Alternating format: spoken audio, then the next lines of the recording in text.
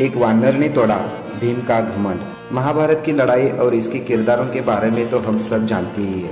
हमें बचपन से ही महाभारत ग्रंथ के बारे में पढ़ाया गया है। इस ग्रंथ में एक ऐसा किरदार था जिसके बारे में लोग आज भी बातें करते हैं। भीम सारे पांडव भाइयों में सबसे शक्तिशाली था और कहा जाता है कि भीम के अंदर 100 हाथियों की शक्ति का बल भी था। लेकिन कभी कभी ये वरदान किसी न किसी इंसान को घमंडी बना देता है। ऐसा ही एक किस्सा भीम के साथ हुआ जिसके बारे में बहुत ही कम लोग जानते हैं। एक समय की बात है जब भीम जंगल से गुजर रहे थे। उस दौरान भीम पांडवों को मिली लज्जा से काफी गुस्सैल किस्म के बन गए थे।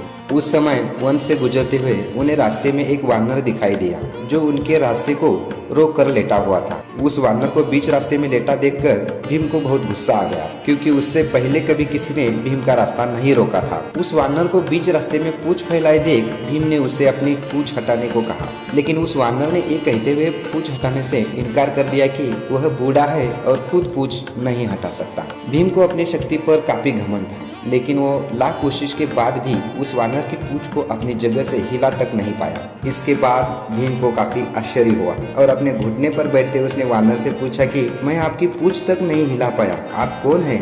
तभी उस वानर ने अपना परिचय दिया और बताया कि वो रामायण काल के हनुमान थे। वानर ने आगे कहा कि तुम्हारे पास कितनी भी शक्ति हो, लेकिन अगर तुम्हारे पास श्रद्धा और विनय नहीं है तो तुम्हारा पतन जरूर होगा।